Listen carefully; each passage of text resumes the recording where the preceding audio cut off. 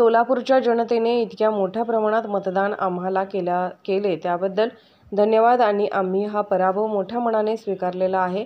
जसा पराभव पचवता आला पाहिजे तसा विजयही पचवता आला पाहिजे। प्रणिती शिंदे यांना विजय पचवता येत नाही, त्यामुळे अहंकारातून वाचाळ बडबड सुरू आहे। चंद्रकांत पाटील यांच्याबद्दल बोललेल्या विधानाचा निषेध। चंद्रकांत पाटील वयाचा त्यांनी विचार करायला पाहिजे होता, त्यामुळे एक राजकीय संस्कृती नसलेला खासदार सोलापूरकर पाहत आहेत। येत्या काळात त्या ज्या पद्धतीची भाषा वापरून स्टंटबाजी करतायत हे इथली जनता पाहत आहे, त्यामुळे विकास आणि इथले प्रश्न याबाबत खासदार काम करतील का याबाबत शंका आहे। फक्त स्टंटबाजी करणे हा यांचा स्वभाव आहे। मी भाजपचा कार्यकर्ता आहे आणि भाजपच्या कार्यकर्त्यांना भेटायला या ठिकाणी आलो आहे। कार्यकर्त्यांच्या भावना आहेत ते त्या बोलून दाखवतात। मी सध्या माळशिरसच्या जनतेची सेवा करतोय आणि त्यात मी आनंदी आहे। हा निवडणूक आयोगाचा विषय आहे आणि ती एक स्वायत्त संस्था आहे। येत्या काळात आमचे कार्यकर्ते निवडणूक आयोगाच्या निदर्शनास आणून देण्याचं काम करतील। हरल्यावर लाजू नये आणि जिंकल्यावर माजू नये, समजने वाले को इशारा काफी है। सर्वप्रथम मी सोलापूरच्या जनतेचे खूप धन्यवाद व्यक्त करतो।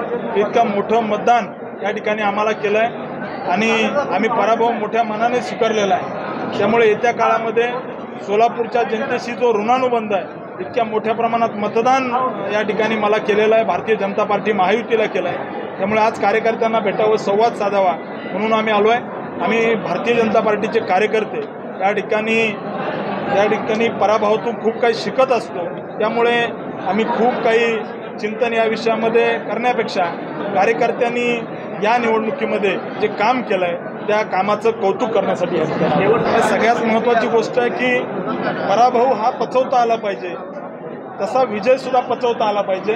त्यांना विजय पचवता येत नाही आहे। अहंकार आणि त्याच्यातून ज्या पद्धतीने वाचाळ बडबड सुरू आहे, मला असं वाटतं की सोलापूरकरांना त्या ठिकाणी विकास, इथल्या जनतेचे प्रश्न हे कधीही ते सोडवणार नाहीत। स्टंटबाजी करून सोलापूरच्या जनतेची दिशाभूल करतील। सोलापूरकर पाहतील की कशा पद्धतीने या ठिकाणी आपण कसा उमेदवार निवडून दिला आहे हे सोलापूरकर पाहतील। आदरणीय चंद्रकांत दादाबद्दल जो त्या ठिकाणी जशा पद्धतीने एक अपमानजनक, अतिशय निंदा करावी अशा पद्धतीने जे बोललेलं आहे याचा मी सर्वप्रथम निषेध करतो।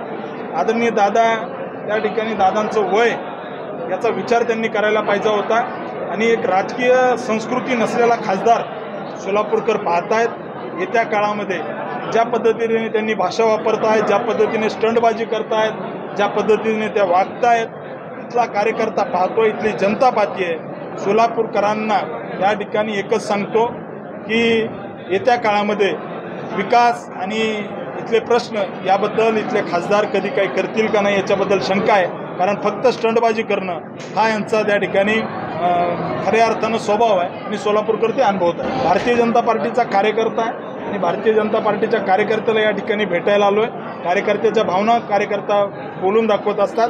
शेवटी मी कार्यकर्ता आहे, त्यामुळे मी कार्यकर्त्यांना भेटायला आलो आहे। निवडणुकीचा वगैरे विचार, आज तरी मी माळशिरसच्या जनतेची सेवा करतो आहे, त्यामुळे मी त्याच्यामध्ये आनंदी आहे। मुळात हे निवडणूक आयोगाचा विषय आहे, एक स्वायत्त संस्था आहे, त्यामुळे येत्या काळामध्ये त्याच्यावर आक्षेप घेणं, त्याच्यावरती काम करणं हे भविष्यामध्ये निवडणूक आयोग करेल। आमचे कार्यकर्ते त्यांच्या निदर्शनास आणून देतात। नाही, हा एकंदरीत एक वाक्यप्रचार आहे आणि तो मी माझ्यासाठी लागू केला की हरल्यावर लाजू नये आणि जिंकल्यावर माजू नये, तो माझ्यासाठी होता आणि ज्यांनी समजने वालों को इशारा काफ़ी है। इतना भी गुमान मत कर, तेरी जीत से ज़्यादा मेरे हार के चर्चे हैं, हेच मी विरोधकांना सांगू इच्छितो। कारण खासदार झाल्यापासून स्टंटबाजी सुरू आहे। सोलापूरकर पाहतात, सोलापूर लोकसभेतल्या ज्या काही सगळ्या जागा आहेत या सगळ्या जागेवरती मला सगळ्या मतदारसंघातून मतदान भेटलेलं आहे, त्यामुळे सगळ्या जागा महायुतीच्या निवडून आल्या पाहिजे याच्यासाठी मी प्रयत्न करणार।